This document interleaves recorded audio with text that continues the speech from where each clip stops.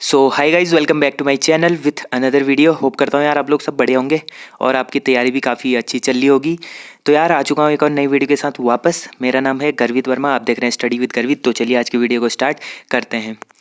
तो यार आज हिंदी का सेट नंबर 5 मैं आपके लिए लेके आया हूँ, ठीक है। इससे पहले मैं 4 सेट करा चुका हूँ जिसमें मैंने जितने भी पुराने एग्जाम्स में आए हुए क्वेश्चंस थे उनको सॉल्व कराया, ठीक है।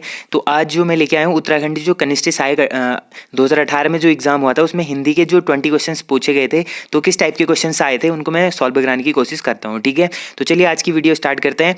आज का पहला क्वेश्चन है असूर्य पश्चात शब्द का अर्थ है, ठीक है। असूर्य पश्चात शब्द का अर्थ है। तो असूर्य पश्चात शब्द का क्या अर्थ होगा? इसका अर्थ होता है जिसका सूर्य भी स्पर्श ना कर सके, ठीक है। जिसको सूर्य भी स्पर्श ना कर सके उसको बोलते हैं असूर्य पश्चात, ठीक है।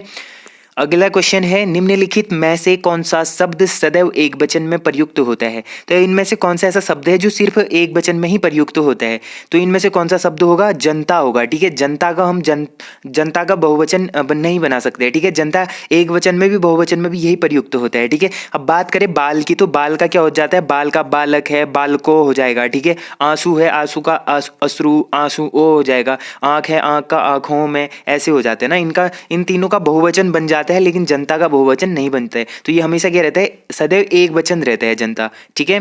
अगला क्वेश्चन है बुराइयों से सदैव दूर रहिए इस वाक्य में रेखांकित शब्द में संज्ञा है, ठीक है। तो बुराइयों से सदैव दूर रहे इस वाक्य में रेखांकित शब्द में संज्ञा है। तो इसमें रेखांकित होगा, जैसे बुराइयों होगा ये रेखांकित होगा। तो ये बुराइयों में हमें कौन सी संधि है ये ढूंढनी है, ठीक है। तो बुराइयों में कौन सी संधि होगी? बुराइयों में हमारी संधि होगी जातिवाचक, ठीक है। तो किसी भी इंसान की बुराइयों से सदैव दूर रहिए, मतलब दूर रहने को कह रहा है। किससे? बुराइयों से, मतलब बुराइयों मतलब बुराई की पूरी जाति को डिनोट कर रहा है, ठीक है। तो बुराइयां क्या हो जाएगा इसमें? बुराइयों हो जाएगा जातिवाचक, ठीक है। पूरी जाति को डिनोट कर रहा है। अगला क्वेश्चन है आवाहन का विलोम शब्द है, ठीक है। तो आवाहन का विलोम शब्द क्या होगा? आवाहन का विलोम शब्द होगा विसर्जन, ठीक है। आवाहन का होगा विसर्जन, क्योंकि जैसे आवाहन करते हैं किसी चीज का फिर बाद में विसर्जित, गणेश आवाहन करते हैं फिर गणेश विसर्जन करते हैं, ठीक है। विसर्जित करते हैं उनको, ठीक है। तो इसका विलोम शब्द होगा विसर्जन। अगला क्वेश्चन है अधोलिखित में उपसर्ग है। अब जो अधोलिखित शब्द है, अधोलिखित, ठीक है, मैं लिख देता हूं। अधोलिखित जो शब्द है इसमें हमें उपसर्ग ढूंढना है। अब उपसर्ग कहाँ लगता है? आगे लगता है, प्रत्यय लगता है पीछे। तो अधोलिखित में कौन सा उपसर्ग होगा? तो अधोलिखित में होगा अध उपसर्ग, ठीक है। तो ये इसका संधि विच्छेद कैसा होता है? अध अध धन लिखित, ठीक है। अध धन लिखित, तब ये बन जाता है अधोलिखित, ठीक है। इसमें होती है विसर्ग संधि, ठीक है। विसर्ग संधि है और इसका उपसर्ग क्या होगा? अध हो जाएगा, ठीक है। ऑप्शन ए क्या होगा? 58 का राइट आंसर हो जाएगा। अगला क्वेश्चन है 59 निम्नलिखित में से शैलेश मटियानी की रचना नहीं है। जो ये 4 रचनाएं दी गई हैं इनमें से शैलेश मटियानी जो हैं उनकी रचना कौन सी नहीं है ये पूछा गया है। तो इनमें से 52 नदियों का संगम ये शैलेश मटियानी की है। स्पर्श गंधा ये भी शैलेश मटियानी की है। आकाश कितना अनंत है ये भी शैलेश मटियानी की है। लेकिन एक सड़क 57 गलियां ये शैलेश मटियानी की नहीं है, ठीक है। तो ये जो कीर्ति है, ये जो मतलब रचना है, ये किसकी है आप लोग मेरे को बताना, ठीक है। एक सड़क 57 गलियां काफी फेमस है, काफी इंपोर्टेंट भी है। तो एक सड़क 57 गलियां ये किसकी रचना है ये मेरे को बताना, ठीक है। अगला क्वेश्चन है निम्नलिखित में से तद्भव शब्द है, ठीक है। तो इनमें से तद्भव शब्द क्या होगा? इनमें से तद्भव शब्द हो जाएगा हमारा काज, ठीक है। काज क्या होगा? तद्भव शब्द होगा। अब देखो जैसे ताप है, ताप क्या है? तत्सम शब्द है। शांति भी तत्सम है, समुद्र भी तत्सम है, ठीक है। अब ताप का कर देंगे, ताप होता है मतलब गर्म, ठीक है। गर्म होता है ताप, तापमान, गर्म, ये चीजें होती है, इनका हम तद्भव बना सकते हैं। शांति है, जैसे कोई शांति है तो शांति का भी तद्भव बना देंगे। समुद्र का भी होता है। लेकिन जैसे काज है ना, काज क्या है? ऑलरेडी तद्भव है। जैसे कार्य है, कार्य को क्या बोलते हैं हम?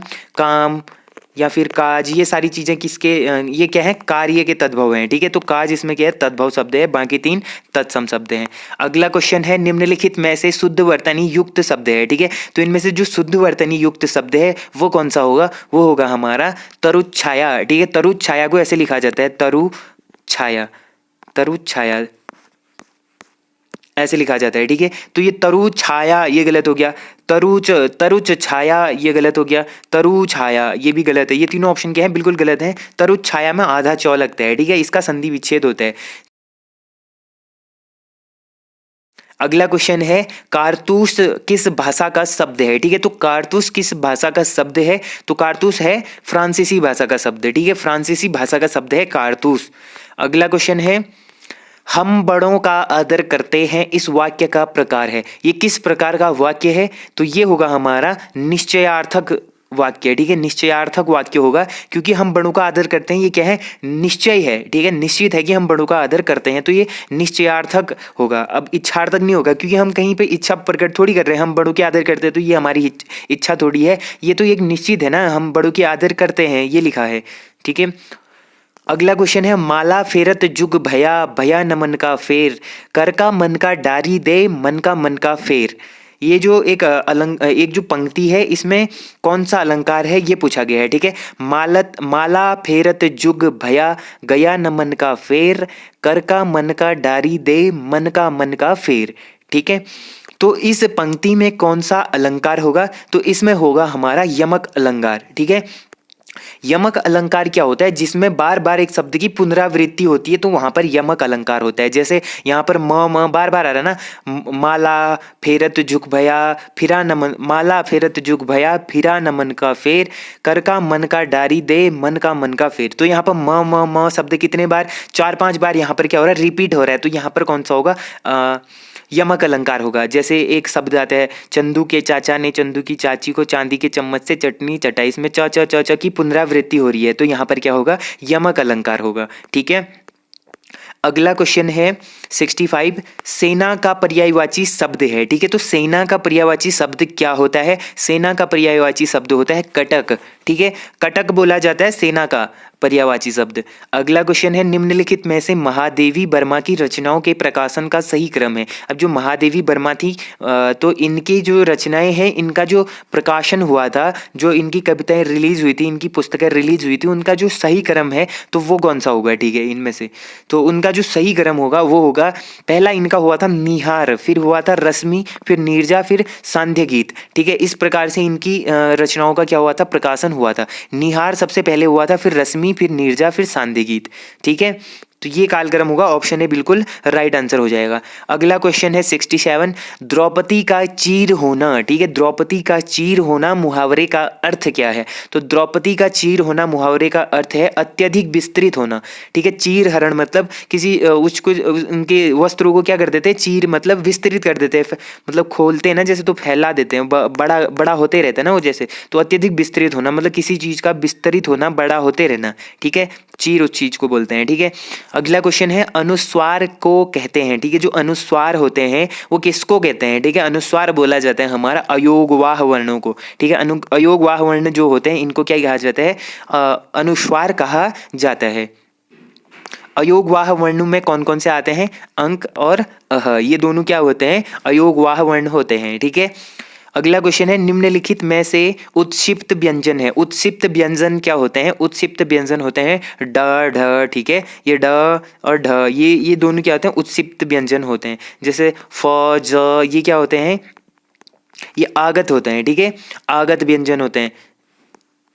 अगला क्वेश्चन है 70 वर्ण व का उच्चारण स्थान है, ठीक है। व का उच्चारण स्थान कहाँ से होता है, तो व का उच्चारण स्थान होता है दंत ओष्ठ से, ठीक है। दंत और ओष्ठ का प्रयोग होता है व के उच्चारण में, य र ल व आ रहा है ना, दंत और ओष्ठ, व का उच्चारण होता है दंत और ओष्ठ से, ठीक है। क से प ये जो सूत्र होता है कचट तप, ठीक है। ये वर्ग आपको पता होगा, क वर्ग, च वर्ग, ट वर्ग, त वर्ग, प वर्ग, ठीक है। ये 5 वर्ग होते हैं, 5 में कितने वर्ड होते हैं, 5 क ख ग घ ङ, क ख ग घ ङ, च छ ज झ य, ट ठ ड ढ अण, त थ द ध न, प फ ब भ म। तो म तक क्या होते हैं, ये होते हैं वर्ण व्यवस्था, ठीक है। तो क च ट त प ये 5 वर्ग होते हैं, 5 वर्गों में 25 वर्ण आते हैं, ठीक है। इनमें 25 वर्ण आते हैं, तो ये होते हैं। उसके बाद जैसे व वर्ग आता है, व में हम इसको बोल के भी कर सकते हैं, जैसे व कह रहे थे, इसमें दंत और ओष्ठ दोनों प्रयोग हो रहे हैं, ठीक है।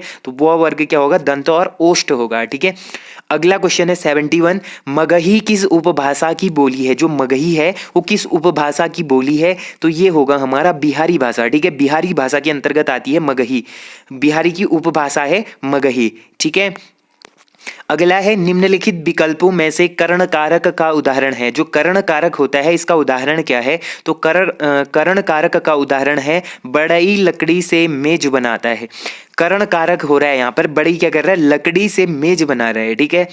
बच्चा पतंग उड़ा रहा है, ये तो पतंग तो उड़ा रहा है ना, लेकिन बना नहीं रहा है। खान से हीरे निकलते हैं, तो निकलते हैं, कोई निकाल नहीं रहा अभी। राजा ने भिखारी को दान दिया, तो उसने भिखारी को दान दिया, लेकिन बढ़ई ने क्या करा? लकड़ी से मेज। तो यहाँ पर लकड़ी क्या आया? संज्ञा है, मेज बना रहा है, ठीक है।